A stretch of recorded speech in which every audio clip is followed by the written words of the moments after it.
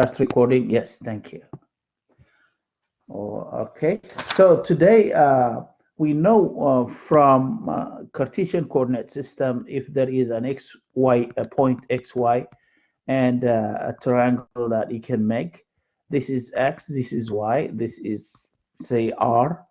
Then by Pythagorean theorem, x squared plus y squared equal to r squared. And then if we divide, for example, divide the equation by x squared, we get 1 plus y over x the whole squared equal to r over x the whole squared. Division by x squared to every term will yield this one. And then we know that sine of theta, this is a theta, sine of theta is y over r, opposite over hypotenuse. Cos of theta is adjacent over hypotenuse. And then tangent of theta is opposite over adjacent. And then cotangent is the flip or the reciprocal of tangent. It is adjacent over opposite. And secant is the reciprocal of cos. It is hypotenuse over adjacent. Cosecant is the reciprocal of sine, which is, well, I will say this is 1 over sine theta. This is 1 over cos theta. This is 1 over tan theta. This is sine theta over cos theta, if you will.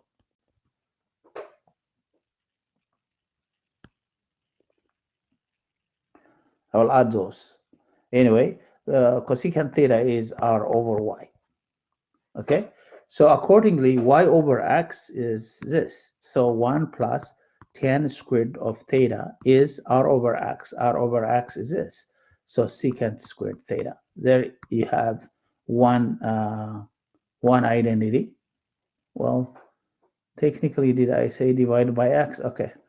Usually I do. Okay. So sometimes this could be written as tan squared of theta equal to secant squared of theta minus 1. These are equivalent. They are the same. Equivalent. All right. So, well, the first one is that. The second one, we can say divide the Pythagorean equation, the relationship that we get here, by y squared again. Divide x squared plus y squared equal to r squared by y squared. That yields again x over y the whole squared plus y squared over y squared is 1, r over y, r over y the whole squared. So x over y from our data from a right triangle, x over y is cotangent squared. Cotangent is x over y. So x over y squared is cotangent squared theta plus 1 equal to r over y is cosecant squared now, because I have squared on the right side, theta. So this is the second relationship we have, the second identity we have. And of course, this is simply, it can be rewritten as cotangent squared theta, could be rewritten as cosecant squared theta minus 1. Cosecant, you know, is 1 over sine. Secant means is 1 over cos. Cotangent means 1 over tan. Right. For the third part, I could also say here tan theta is also sine theta over cos theta. Of course, cotangent theta is cos theta over sine theta. You can think of it that way. So the third case is divide this equation, x squared plus y squared equal to r squared, by r squared. It gives us x over r the whole squared plus y over r the whole squared equal to 1. and this x over r is adjacent over hypotenuse, which is cosine cosine theta. Y over r is opposite over hypotenuse, which is sine. So this is also the popular identity that the sum of squares of the sine and cosine equal to 1, right? And we can write this into two branches. One of them cos squared theta as being 1 minus sine squared theta, or sine squared theta as being 1 minus cos squared theta. You're rearranging this. They are all, three of these are the same. Three of these are counted as one identity. Okay, they are coming from this fundamental one. Those two are the same. Just you transform some of the functions. You're solving one function in terms of the other. So the whole section is talking about those 6 function definitions and those relationships and the identities 1, 2, 3. Okay, as a summary, the main identities are 1, sine square, well, cos squared theta plus sine squared theta is equal to 1. 2, 1 plus tangent squared theta equal to secant squared theta. 3, 1 plus cotangent squared theta equal to cosecant squared theta. And of course, number 4, I can add tan theta equal to sine theta over cos theta.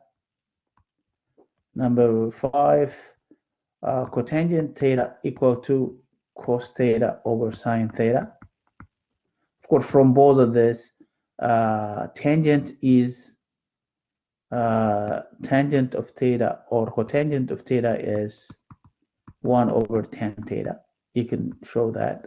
They are not different from there. 6, I think number 6, number 7, I need to mention secant of theta as 1 over cos theta, secant of theta as 1 over sine theta are the complete list of formulas per se. They're not formulas. You've done this already. Maybe you haven't done this now, but you haven't done this in 128, but you have done this already, right?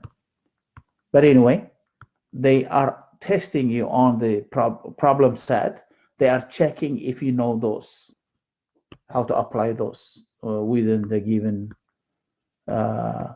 problem set. Now, if everything is okay, we're going to do examples from the section of 20.1, section 20.1, and these are page 553. So let's say number 8. Number 8 says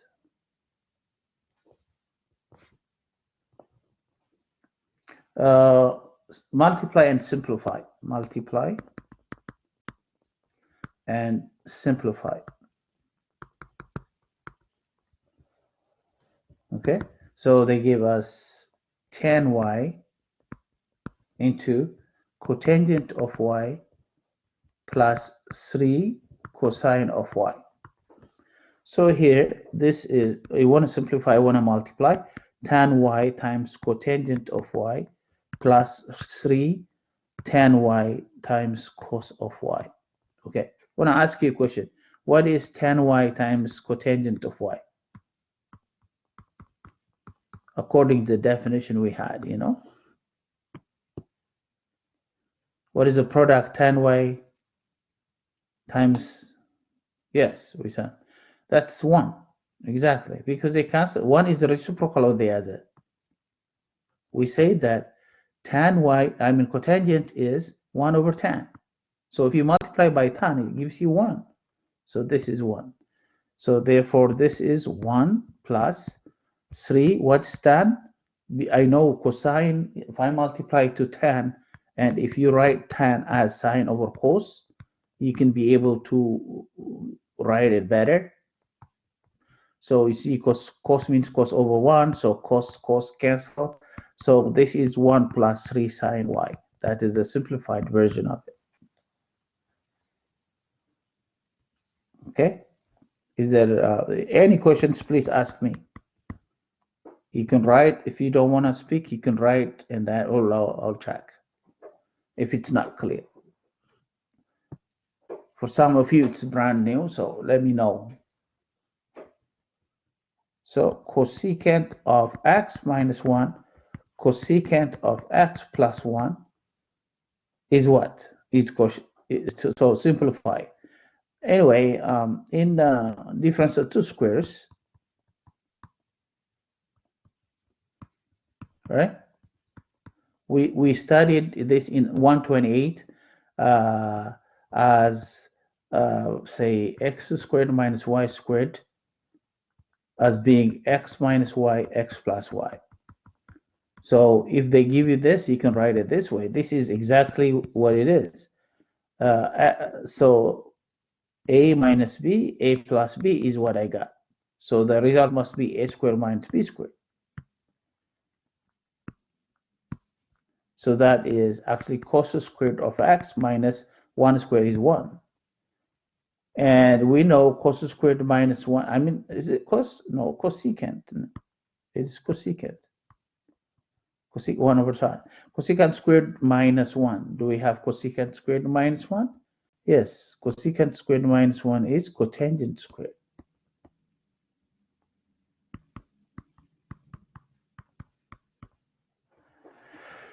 That's what I mean here is, if I'm confusing you, if you FOIL this, if you multiply this, cosecant x squared is what you get. Cosecant times 1 is cosecant x. I'm foiling it. Minus cosecant x. Minus 1 times 1, minus 1. So this always cancel. If it's difference of squares, this is cosecant squared x minus 1. And today we checked that second identity. Cotangent squared plus 1 is cosecant squared, and cosecant squared minus 1 is cotangent squared. So instead of leaving it as, say, if he on the test he left it like that, I will take marks. If my question is to simplify, this is not the simplified version. So I have to apply some identity to write it in cotangent squared theta or cotangent squared x.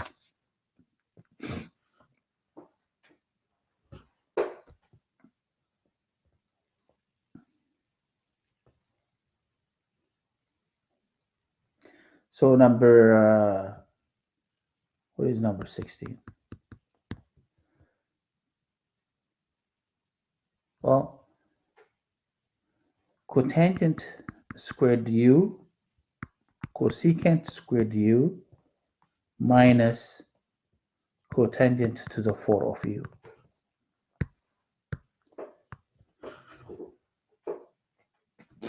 I know there is common cosecant squared, isn't it? So in here, cosecant squared of u is common. I got cotangent squared of u minus, sorry, is it right? Okay, so I have common cotangent squared.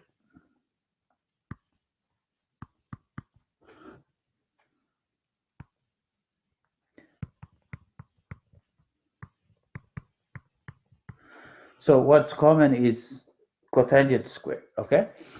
So I see there was a comment. Yes, cotangent squared.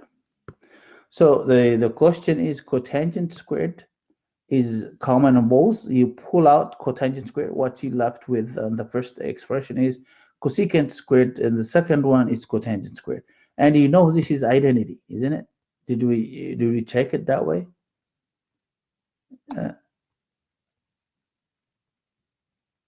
The third one, yeah, cotangent squared. Yeah, we could have written that. See, cosecant squared minus cotangent squared is 1. Instead of this, we could have rearrange it as cosecant squared theta minus cotangent cotangent squared theta must be 1. You know, you bring this to the right, and then what you left is 1, right? So if you think about it, do they have that? Cosecant squared minus cotangent squared. So this is actually 1. So this result is cotangent squared of u is the answer. Very good. We saw. So next question is number 18. I have sine x plus sine x times tan squared of x, which is straightforward. There is common sine x. I pull sine x out. What's left is 1 plus tan squared of x. And then this is a common, like it's one of the identities. 1 plus tan squared is secant squared of x. Okay, so this is sine of x times secant squared of x.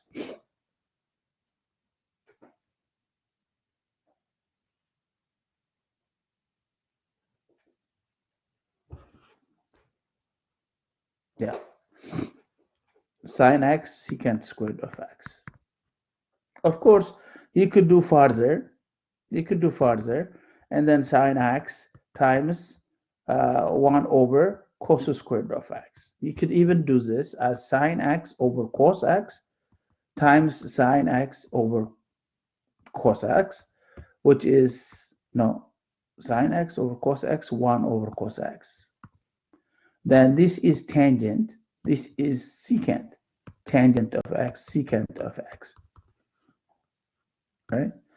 For me, I don't think this is a better expression than this, but I think we should do that way.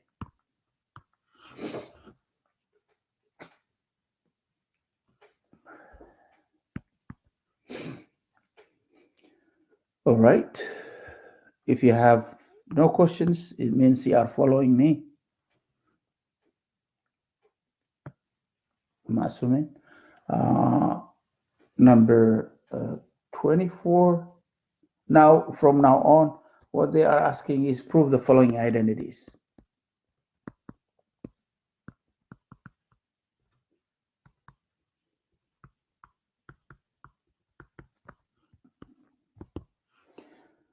Say we will start from basic one.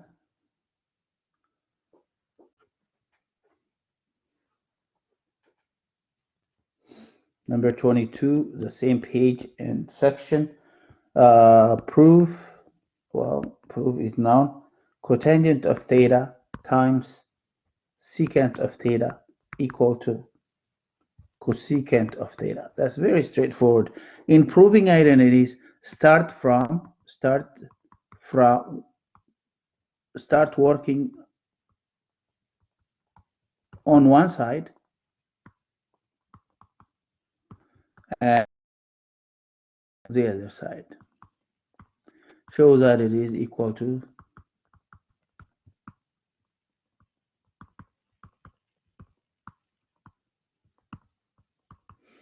okay, I don't like the mixing up. If you cannot mix up, you're asked to show that this is equal to this. You cannot use this if you work with this. You can't, because you don't have that information at all. They're not. You don't know if they are equal. You cannot take them as equal before you prove that. So you either start from the right side and show the left, or you start from the left and show the right. That's what we do in math when we try to prove. So start proof. Cotangent of theta times secant of theta. Of course, this is very straightforward, because what does cotangent mean? Cotangent means cosine theta over sine theta times secant means 1 over cos theta. So you can cross out this to get 1 over sine theta, which actually is secant of theta by definition.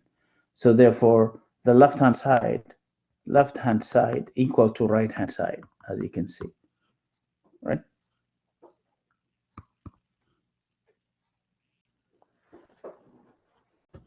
And number 24, they're asking us to show secant theta times 1 minus sine squared theta. Some of them are very straightforward. Cotangent squared of theta. Show this. The other way of asking to prove is to show. By identity, as you can see, this is what? Who can tell me what that is? The left-hand side, the bracket 1 is cos squared. That's right.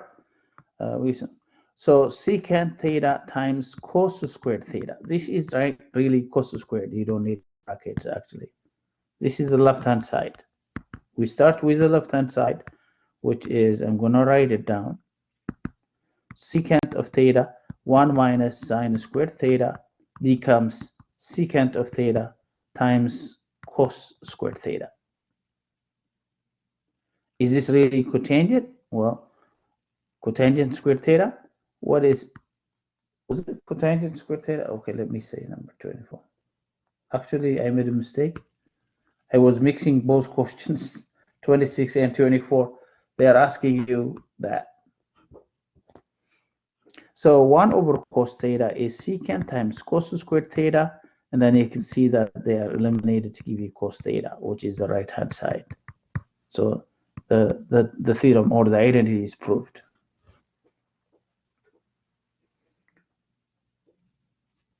Number 26, I mixed that up. So cosecant x minus sine x equal to cotangent squared of x. Is it true? Left-hand side, let's start. Cosecant x minus sine x is the product cosecant squared x.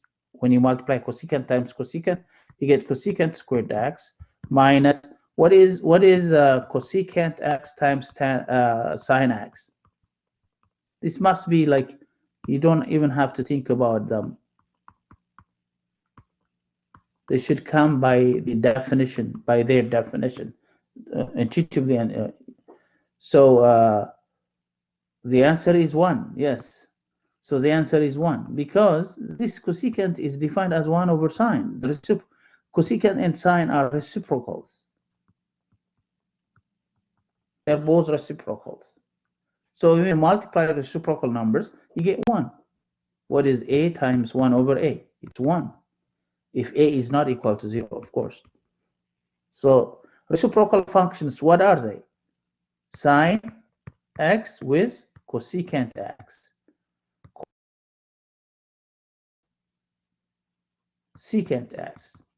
Tan x with cotangent x. These are reciprocals. If you multiply each other, for this one is equal to 1, the product these two is equal to 1, the product these two is equal to 1.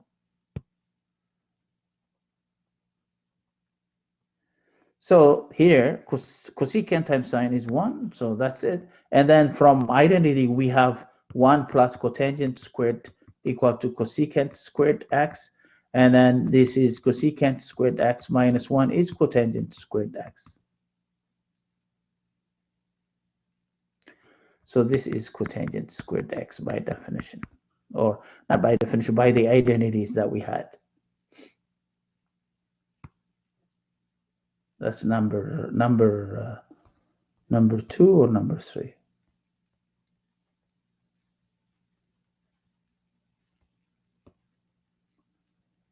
Number 2.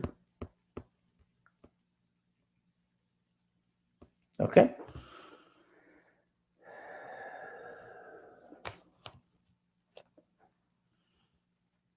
But 28, another show that cosecant x, secant of x minus tan x is cotangent of x. So left-hand side is what? Cosecant x, secant x minus tan x. So I think the best way, because I don't have clear identity, I don't have to factor, there is no common factor. So the best way is to change them into the basic functions. Cosecant is 1 over sine, secant is 1 over cos, tangent is sine over cos. So I want the LCD, lowest common denominator. So I can make them one fraction.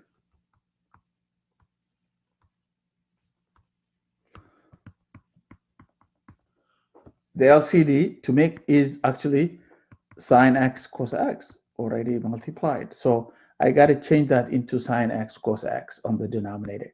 To do so, you have to multiply both up and down by sine function.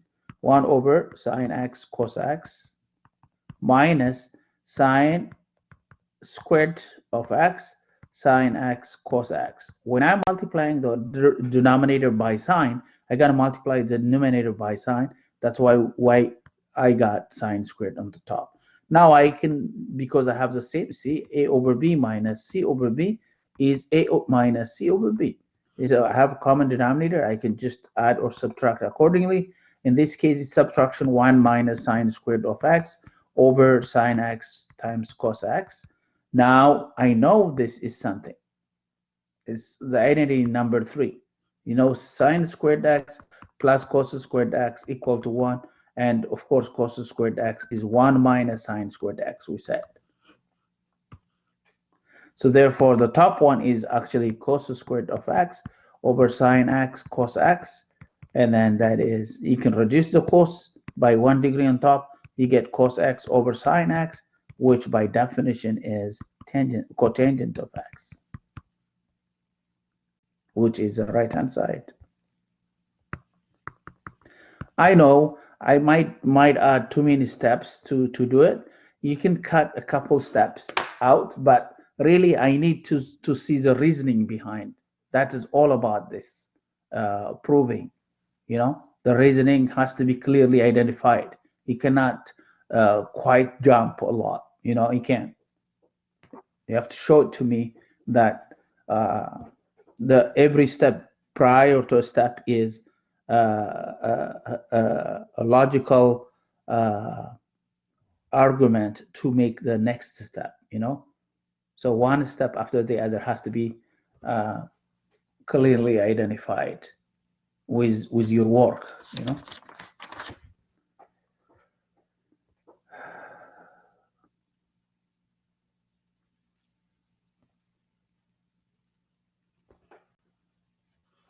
So maybe one more and then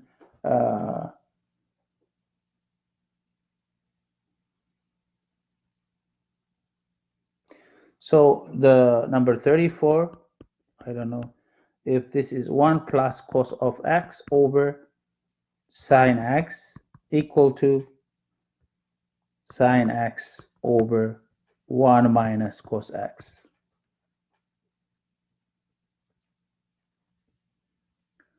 Proof is a question. Yeah, if you cross multiply, it's true, but I don't agree with that. I don't want. We don't know if these are equal. You cannot cross multiply. So I don't accept that way of proving. I want to if I want to prove, then I start from one side, left hand side. It is 1 plus cos x over sine x. And I see on the right hand side there is 1 minus cos x as the denominator. So maybe I should multiply by 1 minus cos x over 1 minus cos x. I'm just multiplying it by 1. So hopefully on the denominator 1 minus cos x will be appearing. Okay, so this is out of nowhere because I see what they asked me to prove. I came up with this. This is just equal to 1. So let's see if it takes us there. So 1 plus cos x, well, I can distribute those two, the top two linear factors. They are different sets of squares. So 1 minus cos squared x over sine x times 1 minus cos x. But 1 minus cos squared, we know it is sine squared of x over sine x into 1 minus cos x. And then now you can cross out the signs, and then you will have one sign on top 1 minus cos of x is what they gave us in the right hand side, hopefully. Yeah, sine x over 1 minus cos x. There's a few examples of the proof and simplify questions I took, and then I will start section 2. The first section is basically what we have done in 128. And section 2, okay, let me check if you have any comments, questions, or anything. Yeah.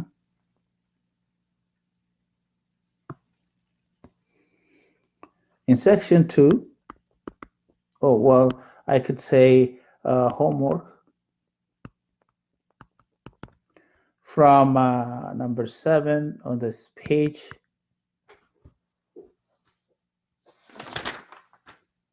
(553), number 7 up to, what is that I did? 33 odd. Especially the proof, we have to do them. Like the proofs start from question number 21 up to 33 odd. 21, 23, 25, all of them up to 33 are proofs. So you should try at least more than half of them.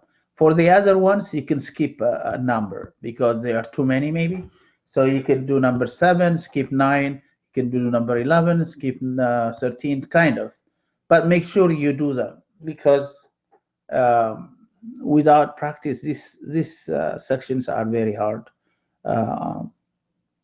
You got to be comfortable with the way I changed. Say, for example, I saw 1 minus cos squared. Immediately, I thought of sine squared. And the product of this, I didn't even have to FOIL it because I know difference of the squares. So there are techniques you should learn from the notes, and then through practice, I'm sure you will get the hang of it. Now, 20.2 is actually a little bit harder. Not harder, it's a little bit different. Okay. The sum and difference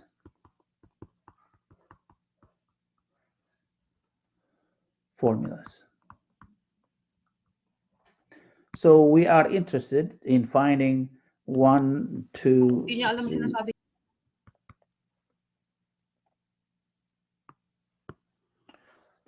Any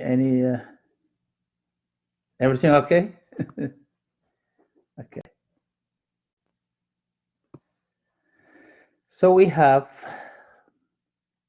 the sine of two angles, alpha and beta, for example. The cos of the sum of two angles.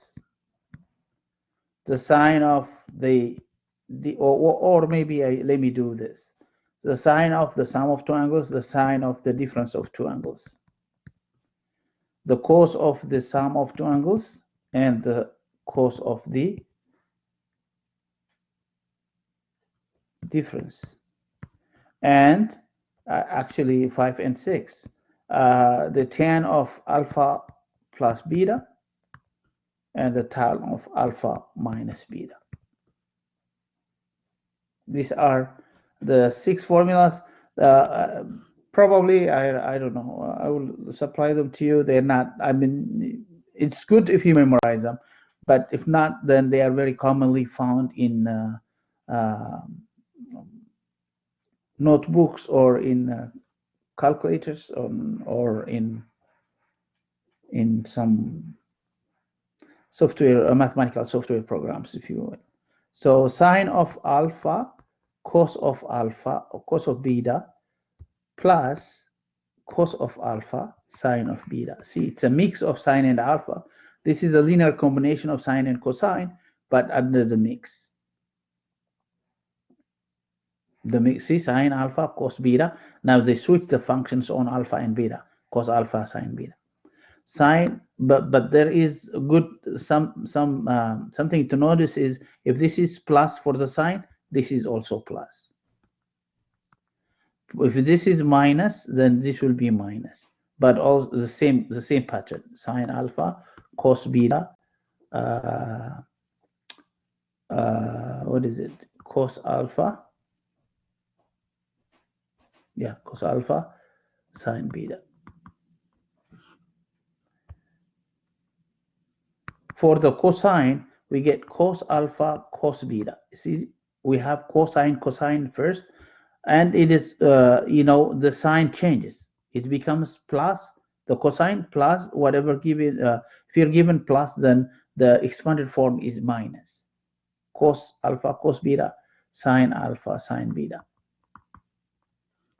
So in here, the same, if they give you a difference, then the expanded form will become plus. So cos alpha, cos beta, sine alpha, sine beta.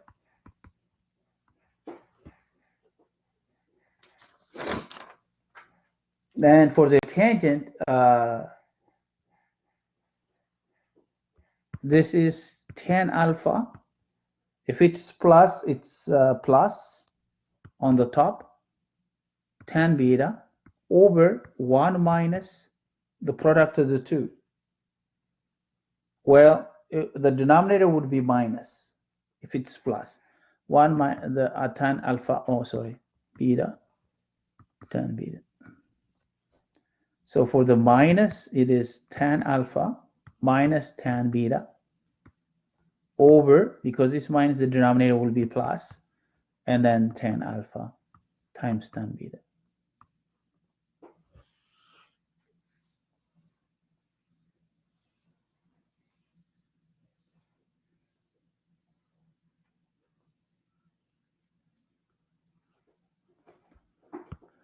These are the 6 sum and difference of the trig functions, sine, cos, and tan. Of course, the other 3 is not. They are the consequences of the 3 functions. These are the fundamental functions, sine, cos, and tan. Okay. So with these formulas, they are going to ask us some questions to prove and to simplify. That's what we're going to do.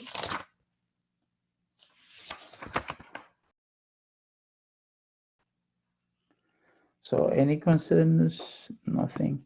So examples.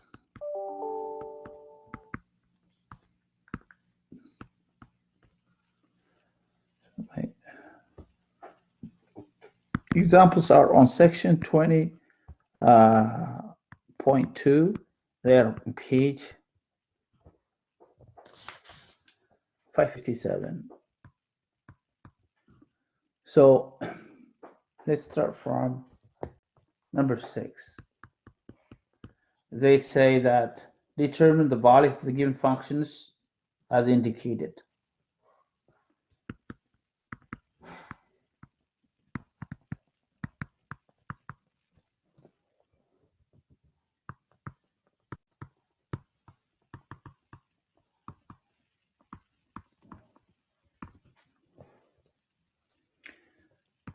Okay, so they say find sine of 15 degrees using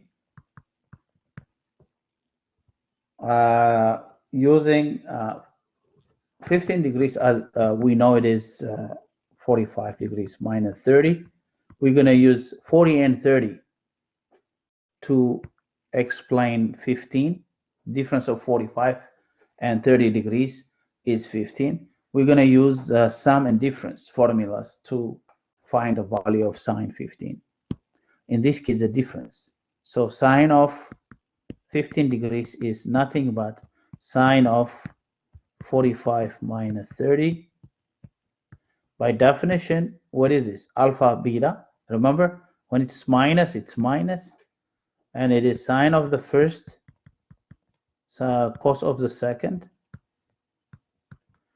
and cos of the first, sine of the second. So that is, well, we could do the calculator value, sine, make sure you're, well, I could have done this with irrational numbers, like 1 over root 2 times 1/2 minus 1 over root 2 times 1/2, is it? Cos of 30 is not 1/2, it's root 3 over 2. Yeah, this is exactly what it is. But anyway, with a calculator, sine of 45 equals times cos of 30 minus cos 45 times sine 30.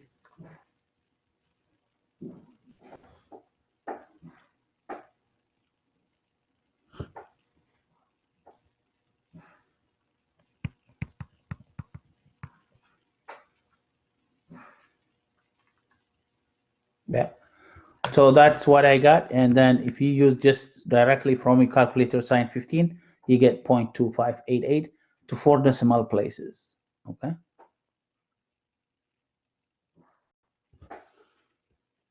Number 10. So evaluate the given functions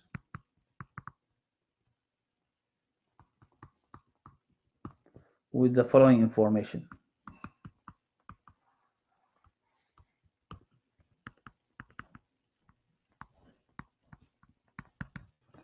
So number 10 is, well, they give us sine of alpha is equal to 4 over 5 cosine of beta equal to minus 12 over 13, and find sine of alpha minus beta is a question with the identities. Sine alpha using the formula.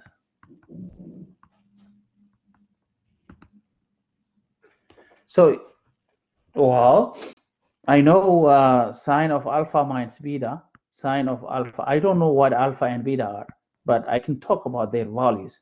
Sine of alpha and beta equal to sine of alpha cos of beta minus cos of alpha sine of beta, right? But so I got, what is sine of alpha? It's 4 over 5. I could use that. Cos of beta, negative 12 over 13 minus, what is cos alpha? I don't know. What is sine of beta? I'm not given. So I think we could do some kind of analysis.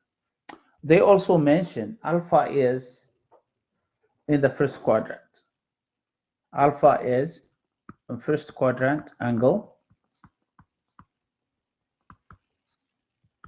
and beta is second quadrant angle, they said. So let's do the analysis for what are we missing? We're missing cos alpha. Let's do the analysis. And so we have what? 4 over 5. Opposite is 4. Hypotenuse is 5. Because if they say sine of alpha equal to 4 over 5, this must be the opposite. This must be the hypotenuse, at least ratio-wise. So this is theta. So what would be the adjacent? Because the cosine here is dependent on the adjacent. I need to find the adjacent.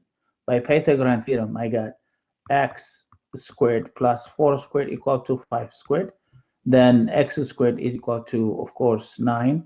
X, is it 9? X equals 3. Yeah, Dima, thank you. It's 3. So then x equal to 3. So therefore, was not alpha. It's not a theta, it's alpha, actually. So cos of alpha. What is cos of alpha according to our given quantities? 3 over 5. Thank you. So, Wissam, 3 over 5 is right. So I'm going to put 3 over 5 right here for cos of alpha. But sine beta, beta is on the second quadrant, and it is, say, like that. And it is a second quadrant angle, beta. And then you can think of the right triangle in there. This is negative 12, and the hypotenuse is 13. We need to find y. Yes, y squared plus negative 12 squared equal to 13 squared. So I know you found it. Maybe with some 5. Yeah. Yes, you're right. Y squared equal to 169 minus 144. So y is 5. Thank you. Y is 5. Then what am I missing? I'm missing sine beta. So can you tell me what sine beta is? Sine beta is opposite, which is, well, you already did it, 5/13. That's right, 5/3. Sine beta is 5/3. Why? Because it is the opposite over hypotenuse, right? So I'm going to go 5/3 right there. I think this is a good idea. Oh, yeah, 5/13. Yes, thank you. 5/13. Hypotenuse is 13. Now I got -48. I could do further. -48 over the denominator is 65 minus 15/65.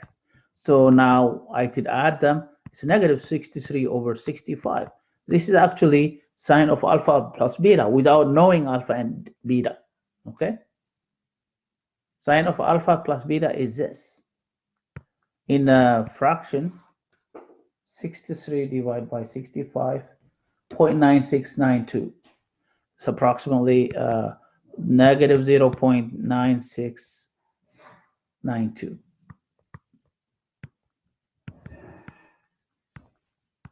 Okay.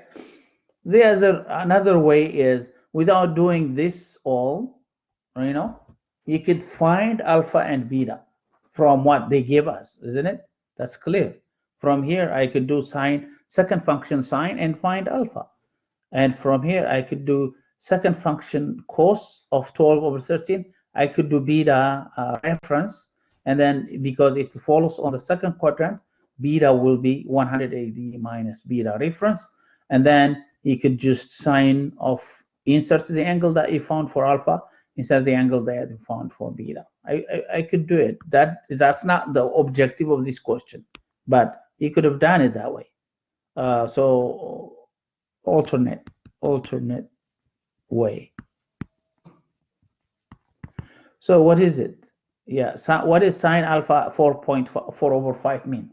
It means the second function of sine of 4 divided by 5 will give me the angle 53.1. This is approximation, mind you. Since sine of alpha equal to 4/5, alpha happens to be sine inverse of 4/5, which is equal to 53.1 approximately.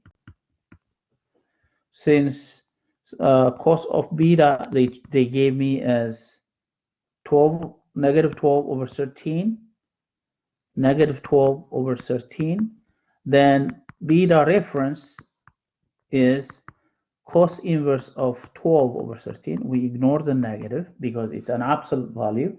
Second function cos of 12 divided by 13 is 22.6. Is that what you get for the reference angle? Yes, thank you. 22.62. Yes. So I have Taylor reference as 22.6 degrees. Yeah. Yes, Dima. Thank you. And we both of you got it right. Okay. Then, but it is a second quadrant angle. So what do we do? Second quadrant, we go the whole thing 180. Actually, beta is then, yes, 180 minus reference angle. And you found it already, I know.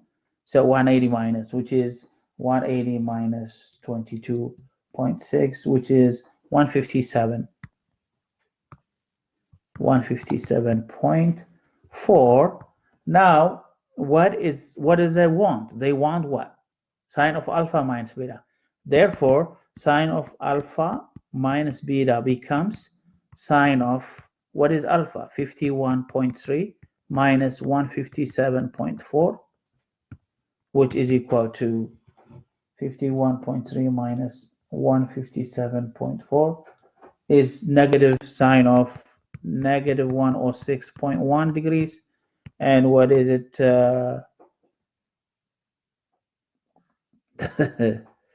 Thank you. 53.1. Thank you, Dima.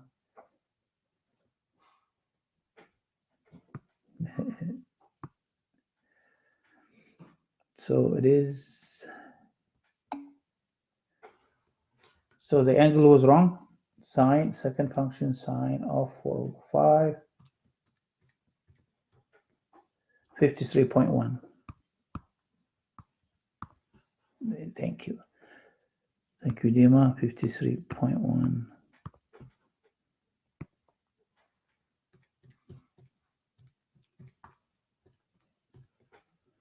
Is it negative 104.3 then?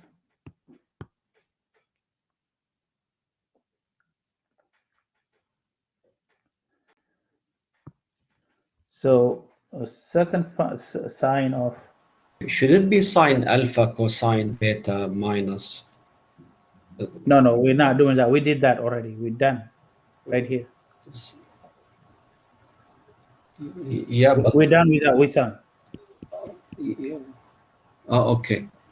Yeah, this is another way of doing it. That was done. I am not applying the formula right now. This is just without using the formula by finding alpha and beta first. Do you understand, Wisam? I'm finding the value of alpha and beta.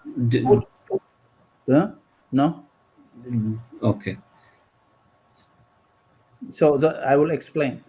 This is not the intent of the question, but when I ask this question on the test, this is what I get a lot because, I got what the students tend to think is, what is sine alpha? It's 4/5, so I can find alpha.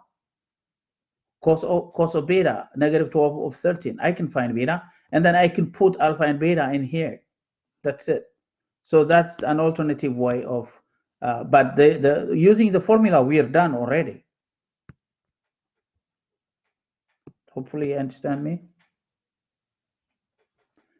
So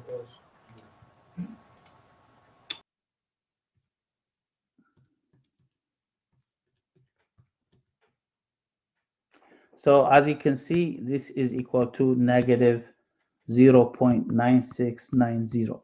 Is that what we get? Almost the same, because this deviation or difference has been because of the angle we are approximating to 1 decimal place. Okay, I hope you understand. The sign of alpha minus beta is this one in an alternative way. I know Wissam is not happy, still not clear why we're doing this maybe. This is the calculator way, right? Yes, exactly. So you got it? You're finding not an accurate value, but using calculators. Yes. Okay. Very good. So, time is 12 o'clock already. My goodness. So I can't keep you any longer. If you have any questions, I'm here. You can ask me. I'll be around. But actually, for the lesson, can you do some the homework on this? I know we will do more on this. We're not done yet, but section 20.2, page 556. But you can try it if you have time. And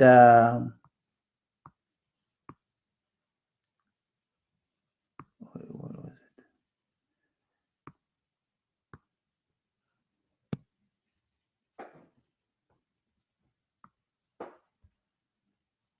3 to 21 odd, 25, 27, I said.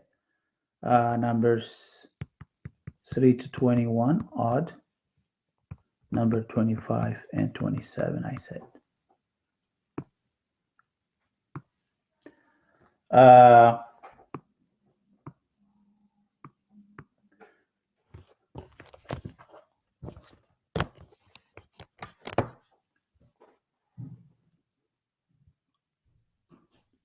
No. So I'm done for this class. It's 1 hour class, right? So we're done. You have any questions, please?